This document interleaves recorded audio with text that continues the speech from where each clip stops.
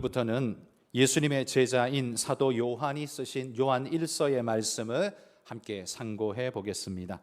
요한 1서는 신앙의 현재적인 특징을 많이 강조하며 기록하고 있습니다.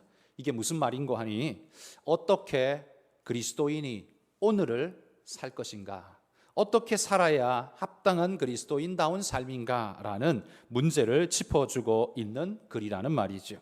우리가 예수 믿고 천국 간다라는 말을 많이 하다 보니까 신앙은 천국에 포커스가 맞춰져 있는 미래적인 것으로 착각하기가 쉽습니다.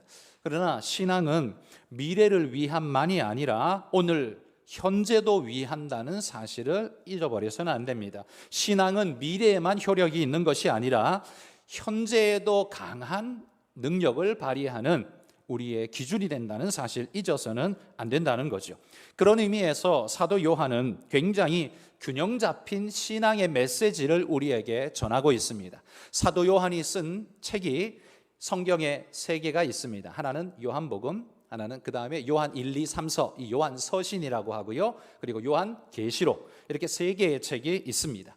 그런데 이 3개의 책이 얼마나 균형 잡히게 우리에게 메시지를 전하고 있는가가 놀랍습니다. 첫 번째, 요한복음은요, 예수 그리스도가 누구시며 우리가 왜 믿어야 하는가에 대한 이야기를 해주고 있습니다. 구원론에 대한 이야기를 하고 있다라고 말할 수 있고요. 요한 서신은 어떤 삶이 믿는 자의 바른 삶인가에 대한 우리 오늘의 삶, 성화론에 대한 이야기를 하고 있습니다. 그리고 요한 계시록은 그리스도인의 삶과 구원의 완성은 어떻게 되는가 해서 영화론에 대한 이야기를 하고 있다는 거죠. 결국 사도 요한은 구원과 성화와 영화라는 분리될 수 없는 이 모든 것들이 마치 사람의 눈, 코, 입처럼 구성되어 있다라는 거예요. 사람의 눈, 코, 입은 서로 다르게 생겼지만, 그리고 다른 기능을 하지만 그걸 통합하여 사람이라고 하지 않습니까? 눈 하나를 가지고 사람이라고 부르지 않죠. 전체를 두고 사람이라고 부르듯이 구원과 성화와 영화, 이게 각각의 기능을 가지고 있지만 이걸 다 통칭해서 하나로 신앙이라고 우리는 부르는 겁니다. 뿐만 아니라 이 3개의 서신은 또 다른 특징이 있는데요. 요한복음은 우리를 위해 죽으신 그리스도에 대한 이야기를 하고요. 요한서신은 우리 안에 살아계시는, 지금 살아계시는 그리스도에 대해서 강조하고요. 요한계시록은 다시 오실 그리스도에 대해서 강조하고 있습니다. 그러니까 과거, 현재, 미래에 대해서 요한사도는 조목조목이 우리가 알아야 할 내용들을 3개의 서신, 그의 글에서 우리에게 아주 균형 있게 전달해 주고 있다는 사실입니다. 우리가 그 중에서도 요한 1서를 살피고자 하는 것은 우리 안에 살아계신 그리스도께서 당신의 말씀을 우리로 확신하게 하며 그 확신으로 우리가 어떻게 살아야 하는가 말씀하고 있기 때문에 우리는 이 가르침을 따라서 그리스도인다운 삶을 오늘 배우면서 앞으로 우리가 마음속에 다잡아갈 수 있는 시간이 되기를 소망합니다. 오늘 신앙인들의 삶이, 오늘 우리 주변을 돌아보면 신앙인들의 삶이 너무나 많이 허약해졌다라는 생각이 듭니다. 덕성의 면에서도 모범이 되지 않고 일반인이 기대하는 신앙인으로서의 경건성, 거룩성에 있어서도 모범이 되지 않는 것 같은 모습을 많이 보여줍니다. 아마도 그건 마치 요한복음만 읽고 요한서신을 읽지 않은 사람처럼 행동하기 때문입니다. 이게 무슨 말인가 하면, 주님께서 내 구원을 이루셨다라는 사실만 알고 그런 확신으로 오늘을 어떻게 살아야 할 것인가에 대한 전하는 그 메시지는 마치 아무 관심 없는 것처럼 내동댕이 친 것 같은 그런 모습이라는 말이죠. 여러분, 우리가 알기만 할 뿐 진정한 배움에 온전히 이르지 못한다면 그건 참제자가 될 수 없다는 겁니다. 이런 걸 두고 우리는 반쪽 신앙이라고 말할 수 있을 겁니다. 오늘 우리는 반쪽 신앙으로 만족하면서 나 구원 얻었으니 다 됐어, 이렇게 말하며 살아가고 있지는 않은지 우리 스스로 돌아봐야 합니다. 그런 모습은 하나님의 기쁨이 아니라 아마 하나님의 아쉬움일 것입니다. 그러므로 우리가 오늘 요한 1서의 말씀을 살펴보면서 오늘을 사는 그리스도인의 바른 자세와 태도를 아마 다시 한번 되짚어보는 시간 되기 바랍니다. 먼저 오늘 본문, 오늘 1절부터 4절까지의 본문 말씀은 요한 1서 서신의 서론부에 해당합니다. 이 서론부는 개괄적인 인사와 그 목적에 대해서 기록하고 있습니다. 이 서론부를 우리가 잘 읽어야 하는 것은 이 서신이 어느 방향으로 나아가며 무엇을 이야기할지에 대해서 서론부가 길잡이를 해주고 있습니다. 이 서론부를 간과하면 어떤 일이 벌어지냐면 우물가에서 숭늉 찾는 일이 벌어질 수 있습니다. 무슨 말인고 하니 이 서신이 말하고 싶은 건 A를 위해서 기록했는데 B가 왜 없지? 그렇게 따지는 사람이 생길 수 있다는 거죠. 이건 어리석은 질문이라는 겁니다. 세상 모든 것, 신앙의 모든 것을 한 책에다가 기록할 수 없기 때문에 그 책이 목적하는 바가 뭐고 주안점이 뭐냐라는 걸 서론부에다 언급해 줌으로써 그걸 잘 따라오라고 서론부가 이야기를 하는 거지요. 엉뚱한 걸 찾고 있다면 그건 쓴 사람의 잘못이 아니라 성경의 잘못이 아니라 읽는 사람의 잘못이라는 말입니다. 오늘은 이 서론부를 살펴보면서 요한이 전하는 메시지 무엇인지 살펴보도록 하겠습니다. 먼저 사도 요한이 전하고자 하는 요한 1서의 핵심 키워드가 1절에 등장합니다. 그건 생명의 말씀이라는 것입니다. 이제부터 사도 요한은 생명의 말씀에 대해서 이야기하겠다는 거예요. 그러면 이 생명의 말씀이라는 게 도대체 무엇이며 그 특징이 뭔가 알아야겠죠. 오늘 서론에서 바로 이 부분을 우리에게 가르쳐 줍니다. 첫 번째, 생명의 말씀이 뭐냐라고 하면 첫 번째 1절, 태초부터 있는 생명의 말씀이라고 해서 태초부터 있었던 것이라고 정의해 줍니다. 여러분, 성경이 말하는 태초는 그냥 상식적 의미의 태초가 아닙니다. 모든 만물의 상징적 의미의 태초가 아니에요. 모든 만물의 시작점, 그 이전을 태초라고 성경은 이야기하죠. 그러니까 모든 만물이 창조되기 이전의 상태를 우리가 태초라고 말하기 때문에 그때에는 만물이 창조되기 전에 존재할 수 있는 게 뭐가 있을까요? 만물이 창조되기 전에 존재할 수 있는 건 하나님밖에 없습니다. 나머지는 전부 피조물이기 때문에 땅도 해도 사람도 동물도 우주도 다 창조물이기 때문에 피조되었기 때문에 태초 창조 이전에는 존재하지 않던 것입니다. 존재하지 않던 그곳에 유일하게 존재하는 존재가 있으니 그게 바로 오직 하나님이라는 거예요. 그래서 태초라는 말의 의미는 피조되기 전을 의미하기 때문에 하나님 외에 모든 것은 피조된 것이기 때문에 태초라는 것은 궁극적으로 오직 하나님만이 존재가 가능했던 시간, 이렇게 우리가 정의할 수 있습니다. 그런데 이게 궁극적 의미의 태초는 바로 이것인데 우리가 조금 더 여유롭게 생각해 본다면 우리가 보통 태초라고 말하면 만물이 창조되기 바로 전이라는 의미이기 때문에 물질적 개념의 시작점 태초를 보기 때문에 물질 세계가 창조되기 전, 영적 세계는 창조되었지만 아직 물질 세계는 창조되지 않았던 바로 그 시간, 이렇게 넓은 의미에서는 그렇게도 우리가 생각해 볼 수 있을 겁니다. 그래서 하나님만이 존재할 수 있었던 바로 그 진짜의 태초는 궁극적 태초라고 말할 수 있고요. 후자의 태초, 물질이 창조되기 전에 태초는 영적인 존재가 살아있었던 그런 태초라고 말할 수 있겠죠. 그렇다면 오늘 1장 1절에 말하고 있는 이 태초부터라는 말은 궁극적 태초를 말할까요? 아니면 물질적 태초를 말할까요? 이건 궁극적 태초를 말하는 겁니다. 그때에 하나님 외에 아무것도 존재하지 않은 때인데 그때에 무엇이 있었다고요? 말씀이 있었다고요. 그렇다면 피조물은 하나도 존재할 수 없었던 시간에 말씀이 그 시간에 계셨다면 말씀은 피조물일까요? 아닐까요? 아니죠. 하나님인 거죠. 창조되어진 것이 아니라 근본적으로 영원 전부터 존재했고 살아계신 하나님이시죠. 이걸 요한이 요한복음 1장 1절에서 이렇게 소개합니다. 읽어봅시다.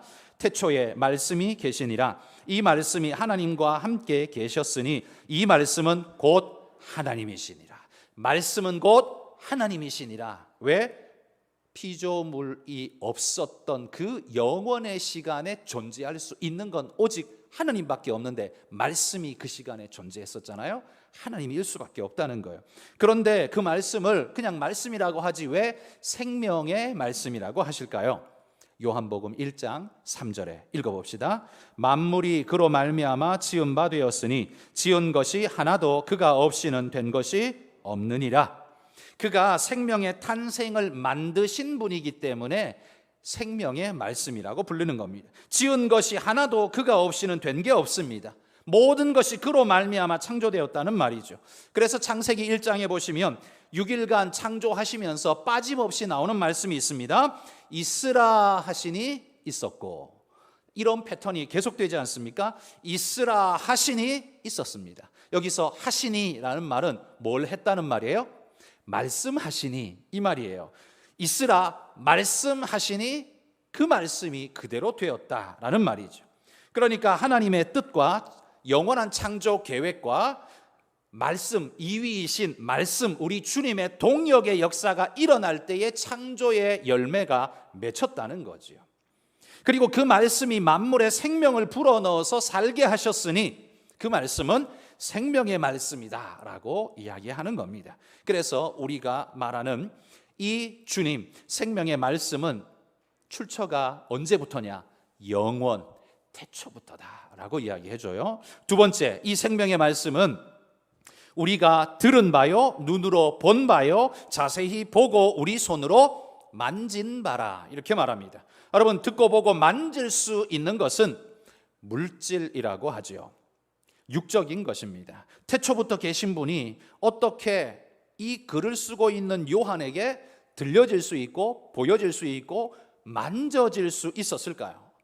하나님이시라면 영이실 텐데, 물질이 있기 전 영이신데 어떻게 만져질 수 있습니까? 이건 이 생명의 말씀이 육체를 입고 오셨다는 사실을 명확하게 증거하고 있는 겁니다. 성육신을 말하는 거예요. 그러니까 우리가 알고 믿고 따랐던 그분 예수 그리스도는 그냥 인간으로 태어났다 인간으로 죽어버린 그냥 인간이 아니라 본질이 태초에서 출발되어졌는데 하나님의 영적 존재로 그냥 계신 게 아니라 육신을 입고 이 땅에 오셔서 인간의 몸을 입고 우리와 함께 생활하셔서 사도인 자기 요한이 자기 눈으로 봤고 들었고 손으로 만졌고 함께 생활했던 바로 그분이라고 강조하는 겁니다. 인간의 출발점은 이 땅에 태어나는 탄생부터가 시작점이지만 이 말씀은 영원부터가 그분의 출발점이었다라고 하나님의 우리 주님의 구별성을 말해주는 겁니다. 그리스도의 초월성이죠. 그러나 그 초월하신 분이 이 땅에 보고 듣고 만져졌다, 실제성을 강조하는 거죠. 그래서 1절에서 이 말씀에 대해 사도 요한은 그분은 초월적일 뿐만 아니라 실제적인 분이었습니다 라고 강조하는 거예요. 초월성이란 그리스도께서 인간으로 오셨으되 인간을 넘어서는 하나님이셨다라는 것이고요. 실제성이란 하나님이 영적인 것이 아니라 육신을 입고 오셔서 실제로 우리와 함께 하셨다는 실제성을 강조하고 있다는 거죠. 이 사실은 사실 초대교회 성도들에게 이해할 수 없는 미스테리였습니다. 특별히 유대적 신관을 가지고 있었던 이들에게는요, 신이 인간의 몸을 입고 온다는 건 이건 이해할 수 없는, 이해되지 않는 것이었습니다. 게다가 당시에는 영과 육의 이분법이 팽배하게 지배하고 있던 때라 육체는 악하고 천하고 낮고 멸망할 그런 모럴의 존재였지만 영은 선하고 고귀하고 높고 영원한 죽을 수 없는 그런 이모랄의 존재라고 강조하죠. 이게 어떻게 이걸 입을 수 있느냐, 어떻게 이게 같이 갈 수 있느냐 이해될 수가 없었던 거죠. 그런데 영원한 것이 이 멸망할 것을 입고 왔다는 것은 그래서 그들에게 매우 곤란한 주제였습니다. 해석하기 힘든 매우 곤란한 주제였어요. 그래서 1세기 사도 요한과 동시대를 살았던 케린투스라는 이단자가 있었습니다. 이 사람은 교회를 아주 어지럽혔는데 이 사람이 뭐라고 말을 했냐면 한번 들어보십시오. 예수님에 대해서 이렇게 말했어요. 예수님은 단지 인간이었는데 그가 세례를 받을 때에 신적 신분을 가진 그리스도께서 그에게 내려왔으며 하나 된 거죠.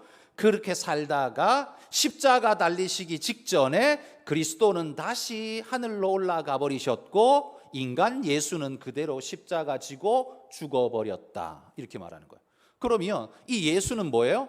인간이에요. 그냥 인간이 태어나서, 그냥 예수라는 인간이 태어나서 그냥 살다가 공생에 세례받을 때 하늘에 이위 말씀이신 그분이 내려오셔서 그 안에 들어가서 함께 생활하시다가 십자가 지시기 전에 올라가 버리셨대요. 그리고 인간 예수가 십자가를 졌대요. 이게 케린투스라는 자가 주장했던 논리였습니다. 근데 이게 오늘날에도요, 그 일명 이 자유주의 신학자들이 강조하는 예수의 인간 예수, 그래서 인간성을 강조하고 신적 하나님을 거부하는 특성들이 이 케린투스가 하는 말하고 비슷하게 가고 있는 걸 보죠. 여러분, 공생의 기간 몸만 빌렸다는 게 케린투스의 말이에요. 여러분, 이런 주장이 당시 사람들에게 어찌 보면 오히려 이해하기는 더 쉬웠을지 모릅니다. 그러나 여러분, 인간에게 설명을 용이하게 하자고 진리를 왜곡할 수는 없잖아요. 만약에 그렇게 된다면 설명의 첫 단추는 매우 쉬워질 수 있지만, 그렇게 되면 논리가 첫 단추가 어그러졌기 때문에 지나가면 괴물 사상이 탄생하게 되는 겁니다. 그래서 이단을 우리는 경계해야 하는 겁니다. 사도 요한도요, 이 케린투스의 논리를 정면으로 반박하면서 결사항전을 폈다고 합니다. 그래서 탄생시킨 것이 우리가 오늘 읽고 있는 요한서신, 이 말씀 책이라는 거예요.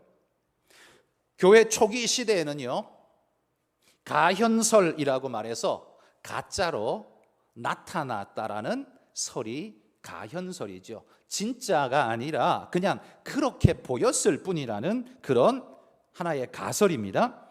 그리스도께서 진짜 인간이 되신 것이 아니라 우리 눈에 인간처럼 보이도록 나타나셨다라고 주장하는 자들이 많이 있었습니다. 마치 환상 같죠. 천사가, 신적 존재가 그냥 인간처럼 보이지만 사실 그게 인간이 아니라 신적 존재로 환상처럼 오셨다가 갔다, 이런 이야기를 하는 거예요.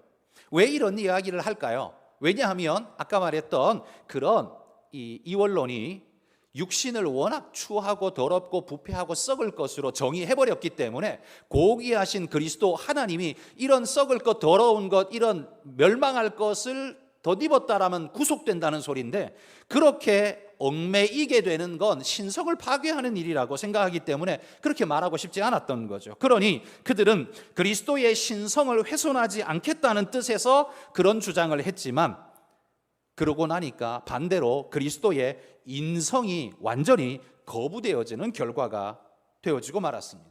여러분, 그분의 주님의 인성이 거부되어지면, 그분이 육신을 입지 않았다면 십자가는 누가 진 겁니까? 케린투스의 말처럼 주님이 진 게 아니에요.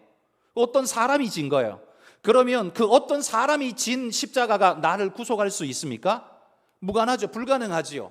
그러면 십자가가 내게 불가능하면 내게 구원은 또 어떻게 일어난다는 소리입니까? 불가능한 일이 되는 겁니다. 그들은 예수님의 신성을 강조하려고 이야기를 했는데, 이야기해놓고 보니까 어떻게 해요? 우리의 구원 자체가 불가능한 상태가 돼버리고 만 거예요. 더 큰 걸 잃어버리게 된 거지요. 그리스도의 한쪽 면을 강조하려고 다른 쪽 면을 파괴하는 것, 이게 이단의 전형적인 특징입니다. 그러니까 사실은 모자라는 존재들이라는 거죠. 그러니까 자기 설명에 너무 집착하고 입각하다 보니까 이게 논리에 맞지도 않는 말을 어거지로 강조하다 보니까 성경이 말하고 있는 균형 잡힌 가르침을 전하지 못하고 한쪽만 강조하는 걸 말할 수밖에 없는 존재들, 그게 이단이라는 말이에요. 이게 앞에서 보면 맞는 말처럼 들려요. 그런데 뒤에서 보면 완전히 다른, 성경이 말하지 않는 엉뚱한 소리를 하는 괴물을 만들어 버리는 겁니다. 그래서 이단들이 결국 끝에 가면 뭐가 돼요? 교주가 하나님이 돼버리잖아요. 그게 처음부터 그렇게 시작한 건 아니에요. 첫 단추를 잘못 깨니까 끝까지 가다 보니까 교주가 하나님 돼버리죠. 그런 어리석은 우를 범하게 되는 겁니다. 그래서 신약에서는요, 신학에서는 이단적 사상을 극히 경계해야 합니다. 교회를 파괴하는 가장 무서운 세력이 이단인 거죠. 그건 약간 다른 게 아니라 우리의 순수한 신앙 자체를 완전히 왜곡시키고 변질시키는 그런 것입니다. 성경에는 누룩으로 표현하죠. 작은 것이 들어왔지만 그것이 변질을 시켜서 전체를 바꾸어 버리는, 그게 이단의 특징이지요. 그들이 외면적으로 보기에는요, 어찌 보면 도덕적으로 깨끗해 보이는 이단들도 있습니다. 그래서 교인들보다 낫네 라고 생각되어지는 분이 있을 수 있습니다. 그러나 그들은 조금만 지나보면 본질이 다 드러나게 되어 있습니다. 가짜는요, 가짜일 수밖에 없습니다. 아무리 진짜처럼 흉내를 내지만 그 본질이 가짜이기 때문에 시간이 조금만 지나면 가짜는 다 드러나게 되어 있습니다. 선한 열매를 맺을 수가 없다는 말이죠. 그래서 여기 듣고 보고 만진 바라는 요한의 강조는 그리스도의 실제성을 지금 강조하고 있는 거예요. 왜냐하면 이런 캐린투스 같은 자들이 엉뚱한 소리로 교회를 어지럽히고 있기 때문에 내가 직접 보고 듣고 내가 만진 바라, 그렇게 강조를 하면서 가르치고 있는 겁니다. 그래서 사도가 이렇게 한마디 딱 하면 사도의 이 말을 부정할 사람은 그 당시에는 없었습니다. 왜냐하면 사도가 누굽니까? 주님과 3년 이상 함께 주님과 생활하면서 그분의 말을 직접 듣고 보고 만지고 함께 먹고 자면서 모든 사역을 함께 했던 사람이잖아요. 그의 실제성을 누구보다도 정확하게 오감으로 체휼했던 사람이기 때문에 그런 사람의 증거는 확실한 것이죠. 그래서 여기에 사도의 권위가 여기서 생기는 겁니다. 그들이 똑똑해서가 아니고요, 그들이 남들보다 위대해서가 아니라 예수님의 직접적 말씀을 직접 듣고 배우고 옳고 바름을 분별할 수 있는 것을 가지고 있는 존재들, 그래서 거기 사도의 권위가 생기는 거예요. 가장 강력한 증인의 권위가 사도에게 생긴 거죠. 세계 곳곳에 흩어진 그리스도인들이 그들 주변에서 들려오는 이단들의 감언 이설들이 그들을 현혹시키지만 그때의 사도가 권위를 가지고 한마디 딱 하면, 이단들의 헛된 가르침이 거짓임을 딱 선포하면 교회는 이 모든 게 정리가 되었었습니다. 사도의 최종 판단이 그걸 결정했다는 거죠. 그들은 실제 증인이기 때문에 누구도 거부할 수 없었습니다. 그래서 사도가 말합니다. 주님은 그렇게 말씀하지 않았어, 주님은 이렇게 말씀하셨어 라고 사도가 딱 말하는 순간 모든 게 정리가 되었다는 거죠. 사도의 권위는 그리스도에게서 나온 것이기 때문에 누구도 대신할 수 없는 큰 권위였습니다. 자, 그런데 문제는 이런 사도들이 살아있을 때는 한마디로 끝낼 수 있었는데요, 문제는 이들도 인간이다 보니까 죽지 않습니까? 죽어서 하나 둘씩 없어지다 보니까 문제가 이제 표면적으로 드러나게 된 거죠. 제일 늦게까지 살아남았던 사도가 요한이었습니다.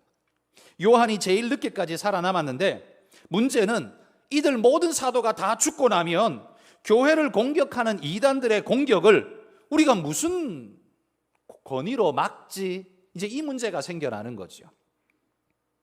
그래서 사도들이 살아있을 때는 그의 말이 권위가 되었지만 이제 사도들이 하나둘씩 죽어가다 보니까 이제 무엇이 더 중요해지냐면 이 사도들이 그 복음의 말씀을 글로 남긴 것, 그리고 그가 입술로 말한 것을 제자들이 직접 손으로 써서 글로 남긴 것이 이제는 권위를 갖게 되기 시작하는 거죠. 왜? 사람은 없어지지만 글은 남으니까요. 그래서 그 길을 고귀하게 이제는 지켜가게 되는 거죠. 이 사도들이 공인해 준 글들, 책들, 그래, 그 책 마가복음, 마가는 예수님의 직접 제자가 아니잖아요. 제자의 제자였잖아요. 그런데도 불구하고 성경에 들어간 이유는 뭐냐 하면 그 마가복음의 그 내용은 사도 베드로와 여러 제자들이 가르치고 말했던 걸 그대로 받아 적었고, 사도들이 마가가 말한 이 내용 이거 다 맞아, 이거 다 사실이야 라고 인정해 주었기 때문에 인정받은 거예요. 그래서 이렇게 사도들이 말했거나 사도들이 맞다라고 인정한 것을 가리켜 뭐라고 부르냐면 사도성이 있다, 이렇게 표현하는 겁니다. 사도가 그걸 인정했다라는 말이죠. 그래서 성경이, 우리가 신약 성경이 27권인데 여러분, 학자들이 뭐 도마복음, 무슨 복음 뭐 이야기하면서 우리 성경에 없는 이야기들을 하는 게 있죠. 뭐 그게 새로운 게 아닙니다. 원래부터 있었어요. 옛날부터 다 알고 있습니다. 알고 있는데 그걸 왜 성경에 넣지 않았냐면 그들의 정당성이, 사도들이 그것을 인정했다라고 우리가 볼 수 없기 때문에, 사도성이 없기 때문에 제외시키는 겁니다. 그게 처음부터 예수님 그 다음 시기부터, 초기부터 그것이 정리가 되어져서 지금 우리에게까지 오고 있는 거예요. 그래서 여러분, 이런 사도들의 가르침을 한데 묶어서 일목요연한 가르침으로 몇 문장으로 딱 만들어서 성경 전체를 엑기스만 뽑아서 몇 문장으로 딱 만든 게 뭐냐? 사도신경이잖아요. 사도신경이 창조부터 예수님 부활승 전까지 이야기를 쫙 이야기하지 않습니까? 그죠? 성경 엑기스만 뽑아서 가르친 거예요. 왜 이게 필요했냐면 지금이야 모든 성도들이 성경책 몇 권씩 다 집에 가지고 있지만 옛날에는 성경책 엄두도 못 냈습니다. 없어요. 그래서 교회 성도들이 이 말씀을 어떻게 이단들에게 넘어가지 않고 이 핵심적 말씀을 잘 그들이 가지고 대항할 수 있을까? 그래서 신앙의 엑기스만 모아가지고 그거를 암송시켰어요. 그렇게 모은 게 사도신경이에요. 그래서 신앙의 핵심적인 요소들만 딱 뽑아가지고, 그래서 전설에 의하면 사도 12사도가 한 문장씩 이야기한 걸 묶어서 12문장이 사도신경이다, 이렇게 이야기하는 것도 있는데 조금은 좀 과장된 거 아닌가 싶고요. 누가 했든지 간에 초대 교회가 모아서 우리에게 사도신경, 성경에 입각한 엑기스의 말씀으로 우리에게 전해지고 있죠.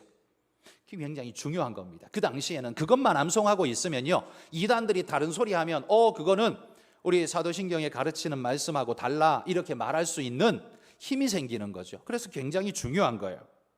초기 기독교 교회 안에는 그리스도에 대한 거짓 가르침이 많이 횡행했습니다. 특히나 아리우스라는 사람은 또 목사였거든요. 그리고 교회를 지도하는 지도자였어요. 그런데 이 사람이 뭐라고 말했냐 하면 한번 들어보십시오. 예수는 위대하고 뛰어나지만 하나님에 의해 창조된 존재다. 맞습니까? 다시 들어보십시오. 예수는 위대하고 뛰어나지만 하나님에 의해 창조된 존재다. 그러면 예수님은 피조물입니까? 아닙니까? 피조물이라는 소리죠. 이 사람 말은. 그러면 태초에 있을 수 있습니까? 없습니까? 있을 수가 없죠. 그러니까 이 사람은 뛰어난 존재이긴 한데 하나님은 아니야, 이렇게 말한 게 아리우스라는 말이었죠. 그런데 이 사람을 따르는 무리들이 되게나 많았어요. 교회가 어지럽히 시작했습니다. 그래서 주후 325년에 니케아라는 그곳에 종교회의를 불러 모았습니다. 기독교 모든 세계 지도자들을 불러 모아서 논의를 합니다. 이 가르침이 정당한 가르침인지 사도의 가르침에만 부합한지 따져보자. 모아가지고 토론을 했는데 이건 절대 아니다라고 결론을 짓게 되죠. 그래서 아리우스를 정죄하면서 뭐라고 말했냐면 예수 그리스도는 창조된 존재가 아니라 하나님과 동일한 본질이시다. 그래서 하나님이시다라고 그렇게 확정짓게 되고 이걸 니케아 신경이라는 이름으로 교회들이 배우고 익히고 가지도록 그렇게 만들었습니다. 신앙의 기초 규율로 만든 거지요. 거짓된 이단 사상들을 막고 교회를 보호하기 위해서 교회가 가르쳐야 할 바른 가르침을 신경이라는 이름으로 담아서 교회와 교회들에게 가르칠 수 있도록 계속해서 전승되어져 내려온 것이죠. 이게 교회를 유지할 수 있는 방편이었습니다. 지금 사도 요한이 요한 1서를 써보내는 목적도 이에 다르지 않습니다. 옳고 바른 진리를 짚어주면서 바른 진리 가운데에서 성도들이 옳은 신앙을 유지할 수 있도록, 그렇게 할 수 있게 교회 어른들의 가르침 같은 것, 이게 바로 요한의 서신이라는 말이죠. 그런 면에서 볼 때 우리가 이 말씀을 절대로 여러분 흘려들어서는 안 됩니다. 새겨 들으셔야 합니다. 오늘 서론부에서 요한은 이 서신을 쓴 목적도 두 가지로 이야기합니다. 그 첫 번째 목적은 3절에 보면요, 사귐이 있게 하는 것이라. 사귐이 있게 하려고 내가 이걸 썼다, 이렇게 말해요. 이 사귐은 누구랑 사귄다는 소리예요? 하나님과 우리에게 사귐이 있고, 이 사귐을 기초로 해서 나와 너희가 사귐이 있도록, 그래서 하나님과 내가, 나와 너희가, 그래서 너희가 하나님과 이렇게 사귐이 있도록 하기 위해서 이 서신을 써보낸다라고 말하고 있는 겁니다. 이건 단순히 여기서 사귐이라고 해서요, 그냥 친교를 나누자, 커피 마시면서 이야기 좀 하자, 이런 정도의 이야기가 아니에요. 이건 비유적으로 말하면 친구가 되자 정도가 아니라 가족이 되자 정도죠. 친구도 물론 친하지만 가족은 친구보다 훨씬 더 친한 거잖아요. 뗄 수 없는 거잖아요. 그걸 이야기하는 겁니다. 훨씬 강력한 관계의 끈을 갖는다는 거예요. 하나님과 아들 예수 그리스도 안에서 누리던 그 교제와 나눔의 아름다움이 성도 간에도 일어나서 서로를 주의 사랑으로 섬겨주고 세워주고 격려하는 일이 있도록 내가 이 글을 너희에게 써보낸다. 그러니까 우리가 천국 가는 이야기가 포인트가 아니에요. 이 땅에 살면서 우리가 어떻게 함께 주님과 사귐 있는 모습으로 교회가 사귐이 있어야 할 것인가에 포커스를 두고 있다는 거예요. 그래서 이 올바른 사귐이란, 여러분, 올바른 이해가 없이는 올바른 사귐이 나올 수 없습니다. 하나님과 그리스도에 대한 바른 이해 없이는 올바른 사귐이 불가능해요. 그래서 성도들이 그리스도에 대해서 바른 이해가 필요했던 것입니다. 그러면 이 사귐이란 건 도대체 왜 필요했을까요? 그냥 뭐 알면 되는 거 아닌가? 근데 왜 여기 사귐이 필요하다고 말할까요? 왜냐하면요, 인간은 근본적으로 하나님과 관계가 끊어진 존재로 역사가 이어져 왔기 때문에, 하나님과 끊어진 존재이기 때문에 그렇습니다. 창세기 3장 24절 같이 읽어봅시다. 이같이 하나님이 그 사람을 쫓아내시고 에덴 동산 동쪽의 그룹들과 두루도는 불칼을 두어 생명나무의 길을 지키게 하시니라. 인간은 범죄로 인해서 하나님과의 관계가 단절되었습니다. 먹지 말라는 선악과를 먹고 하나님을 그의 중심에서 내동댕이 쳐버리고는 죄가 그 안에 들어와서 이제는 빠지지 않는 죄성에 사로잡힌 존재가 되어버렸어요. 그리고 난 다음에는 하나님이 만드신 하나님의 동산 에덴 동산에서 쫓겨나면서 두루도는 화염검, 불칼로 지키는, 더 이상 들어오지 못하게 딱 막아버리는 단절이 일어나게 된 거지요.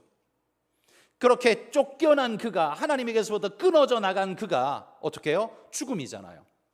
이가 어떻게 회복되어지고 하나님께로 돌아올 수 있는가를 이야기하는 게 그게 성경이에요. 결국 따지고 보면 창세기에 끊어졌던 인생이 다시 예수 그리스도를 통해 다시 이어지는, 첫사람 아담에 의해서 하나님에게서부터 끊어졌던 인생이 두 번째 아담인 예수님에 의해서 다시 하나님께 이어져 에덴 동산 같은 하나님의 동산에 들어가 함께 생활하고 함께 살고 함께 할 수 있는 존재가 되게 하는 것, 이게 바로 구원이며 그게 성경이 말하는 핵심 이야기죠. 그게 누구 때문에 가능해요? 예수님 때문에 가능하다는 거예요. 그런데 그걸 우리가 어떻게 이해할 수 있는지 설명을 어떻게 해놨냐면 구약 레위기에 보면 제사법으로 우리에게 설명하고 있습니다. 하나님께서 이스라엘 백성을 내 백성이다 이렇게 울타리 쳐주셨어요. 이건 마치 하나님 나라의 샘플 같은 모습으로, 그 다음에 에덴 동산의 샘플 같은 모습으로 보여주셨습니다. 그런데 그 속에 사는 이스라엘 백성들이 죄성이 있다 보니까 죄를 짓잖아요. 죄를 지으면 죄 있는 그는 하나님이 계신 그곳에 함께 할 수가 없어요. 죄 있는 그곳에는 하나님이 임재하시지 않아요. 그래서 이 공동체는 하나님과 함께 하기 위해서는 이 사람이 그 무리에서 끊어져 나갈 수밖에 없어요. 그러면 이 사람은 죽은 존재가 되고 영원한 지옥 형벌에 떨어지는 존재가 되겠죠. 이걸 모면하기 위해서 방편이 뭐냐? 하나님이 레위기에 그렇게 범죄한 자는 하나님 앞에 어린 양을 제물로 드리고 그 피로 속죄함으로써 네가 용서받고 하나님께로 돌아올 수 있다라는 걸 제사법에 일러주셨습니다. 그래서 죄를 씻어야만 하나님께 갈 수 있다는 걸 알려주셨고, 죄 있는 상태로는 하나님과 연합할 수 없다는 걸 알려주셨어요. 그런데 우리가 수도 없이 많은 죄를 짓는데 어떻게 우리 죄를 씻을 수 있느냐? 영원한 속죄가 어떻게 가능하냐? 그건 히브리서에 말하는 것처럼 염소나 송아지의 피로 불가능하고 오직 하나님으로만 가능하다. 그래서 우리의 영원한 속죄를 위해 하나님이 이 땅에 오실 수밖에 없었다라고 말하는 거예요. 여러분, 이 사실을 우리가 어떻게 알 수 있어요? 속죄? 구약이 없으면 속죄라는 개념을 이해할 수 있을까요? 만약에 구약이 없었다면 예수님을 향해서 세례 요한이 외칩니다. 보라, 세상 죄를 지고 가는 하나님의 어린 양이로다 라고 말했을 때 누가 그 말을 이해할 수 있을까요? 구약이 없었다면 아무도 이해 못할 거예요. 생각해 보십시오. 조선시대 세종대왕 때에 저 광화문 앞에서 세례 요한이 보라, 세상 죄를 지고 가는 하나님의 어린 양이로다 라고 외쳤다면 조선시대 사람들 중에 그 말을 이해할 사람이 누가 있어요? 한 사람도 없어요. 왜? 어린 양이 뭐야? 뭐 고기 준다는 거야? 그거밖에는 더 이상 생각할 수 없죠. 속죄 개념이 없어요. 대속? 근데 왜 어린 양으로? 개념이 없어요. 그런데 예수님이 요단강에 세례받고 올라오셔서 세례 요한이 예수님을 향해 선포하고 외칠 때 그 누구도 그게 뭐예요? 왜 그래요? 물은 사람이 없습니다. 이유는 뭐예요? 이해하고 있다는 거죠. 다. 어떻게 이해하고 있을까요? 구약을 그들이 너무나 잘 알기 때문입니다. 그러므로 여러분, 구약은 매우 중요한 보배로운 책입니다. 그러니까 신약에 주님을 강조하다가 구약은 쓸데없는 책이라고 말하는 사람들이 간혹 있었어요.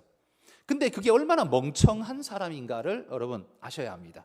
여러분 주변에 그런 말하는 사람이 있으면 그냥 관계하지 마십시오. 저 덜 떨어진 인간이 저기 있구나. 그냥 그러고 그냥 내버리세요. 여러분, 구약이 쓸모없는 게 아니에요. 굉장히 중요한 거예요. 구약이 없었다면 신약 불가능해요. 이해가 불가능해요. 소화가 안 돼요. 구약이 있기 때문에 우리가 이해가 되고 대속이 뭔지 알고. 여러분, 구약이 없으면 창조가 가능합니까? 하나님 창조가 구약에 나오지 신약에 나와요?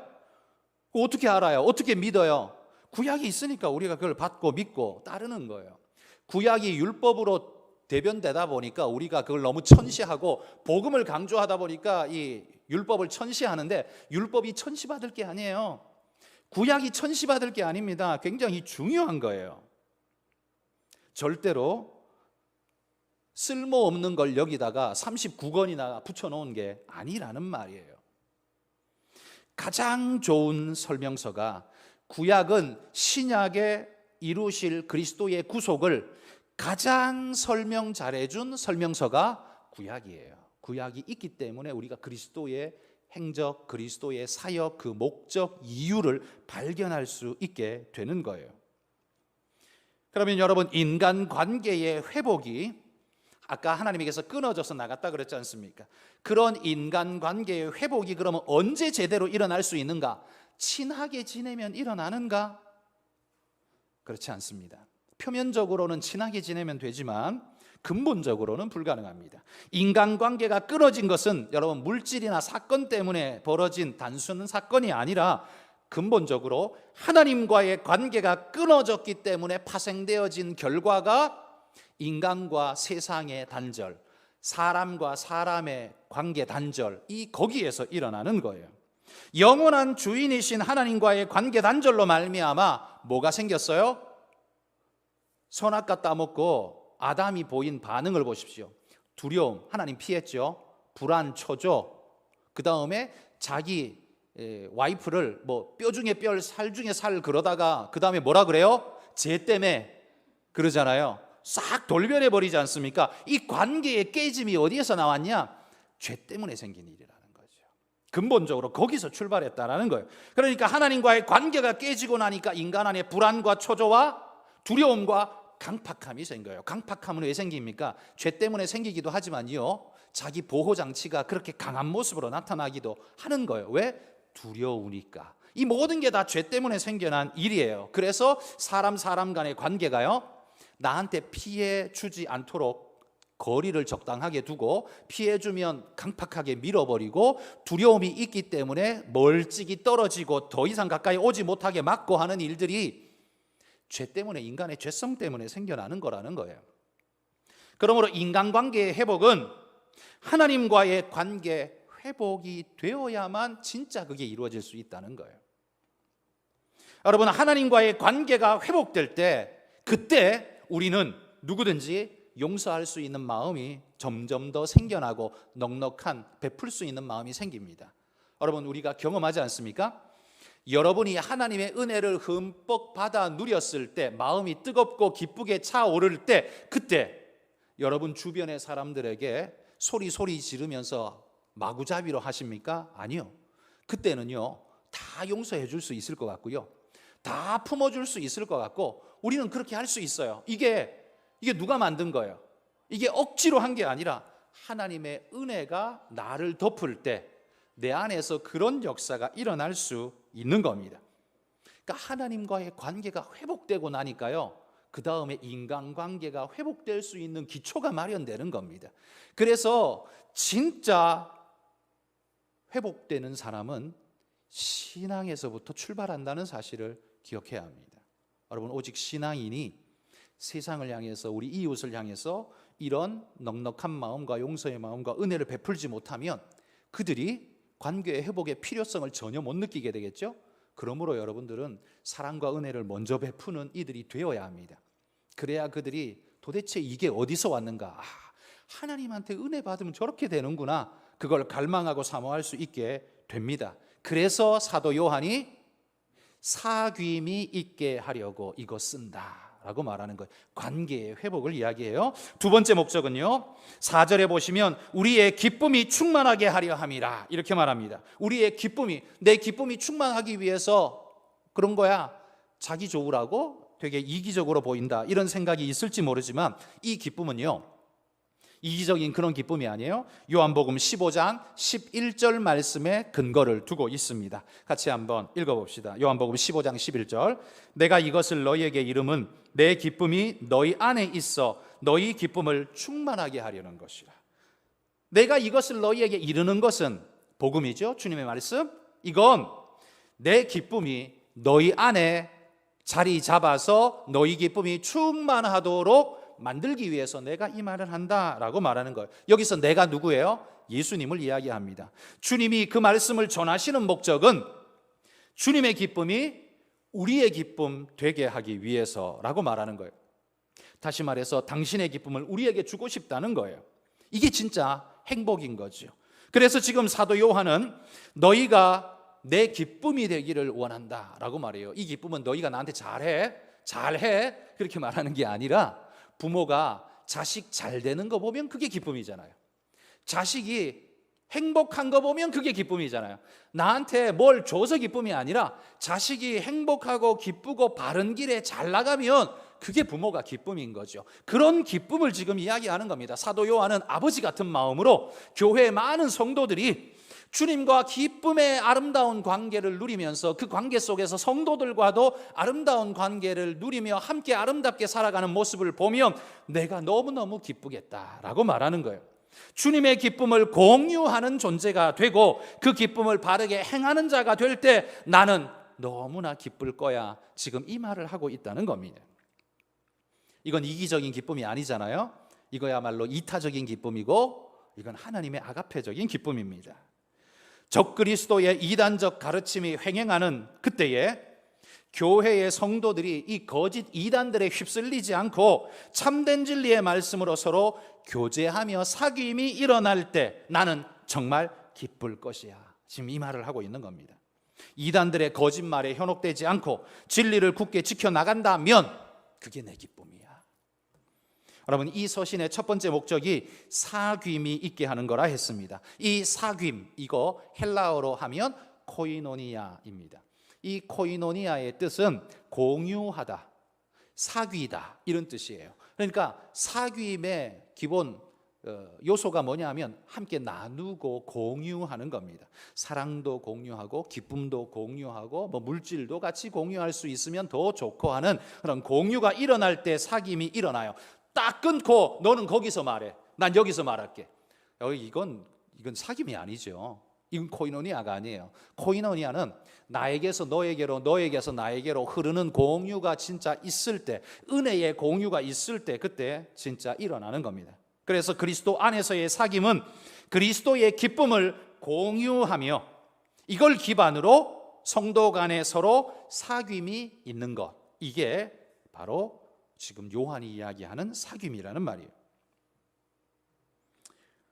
여러분, 우리는 그리스도의 기쁨이 내 안에 정말 살아 역사하고 있는지 우리 스스로 한번 돌아보면서 의무적으로 교회 나오고 있는 건 아닌지 한번 돌아보십시오. 그런 식으로 나오는 건 어찌 보면 하나님의 안타까움일지 모릅니다. 우리가 교회 나올 때는요, 교회에서 함께 예배하면서 사랑과 은혜를 함께 나누면서 은혜의 공유가 일어나게 되는 겁니다. 이렇게 목사의 말을 통해서, 말씀을 통해서 말씀의 공유가 일어나죠. 이 기쁨이 여러분 마음속에 자리 잡으면 여러분이 그 마음 기쁨을 가지고 나가면서 성도들과 함께 기쁨의 교제를 서로 나눌 수 있죠. 그 공유가 일어나죠. 그게 은혜가 지치고 힘든 자에게 격려가 되고 위로가 되고 일어나게 만들고 하는 놀라운 은총이 있는 겁니다. 여러분, 모닥불에 불이 붙어 있는 것, 모닥불에 나무 하나씩 빼내버리면 금방 꺼져버리잖아요. 지금 우리가 비대면 예배가 지금 그런 상황입니다. 사탄이요, 다 그냥 하나씩 다 빼버렸어요. 야, 인터넷으로도 설교 들을 수 있잖아, 예배 드릴 수 있잖아, 그렇게 해. 드릴 수 있죠. 드릴 수는 있는데요, 여러분이 혼자서 예배 드리고 말씀 듣고 은혜 받을 수도 있지만 이게 사귐과 공유의 은혜가 일어나지 않으니까 어떻게 돼요? 모닥불에서 나무를 빼낸 것처럼 금방 식어버려요. 금방 꺼져버려요. 유지가 안 돼요. 내가 좀 식을 때에는 저 사람의 온기가 나를 대표주고, 저 사람이 식을 때에는 내 은혜의 온기가 저 사람을 대표줘서 불이 꺼지지 않도록 서로 공유하는 시너지가 있었는데, 그냥 집에서 혼자 인터넷 켜놓고 그냥 예배 참석하면 예배는 드렸다라고 말할 수 있을지 모르지만 제대로 된 사귐과 공유가 일어나지 않는 거예요. 그래서 금방 꺼져버리는 거예요. 그래서 그런 신앙인은 오래가지 못하고 금방 낙심하고 금방 사라져버리는 성도가 돼버리는 겁니다. 그래서 여러분, 힘들더라도 어렵더라도 지금 코로나의 상황이지만 교회 나오셔서 예배하려고 애를 써야 합니다. 그래서 몇 명을 만나더라도 만나서 기쁨의 공유를 나누면서, 인사를 나누면서 서로 하나님의 사랑을 공유하는 시간이 반드시 있어야 합니다. 사도 요한이 바로 이걸 우리에게 권면하면서 요한 1서를 쓰고 있습니다. 이 말씀을 앞으로 우리가 쭉 계속 살펴보도록 하겠습니다. 기도하겠습니다. 하나님 아버지,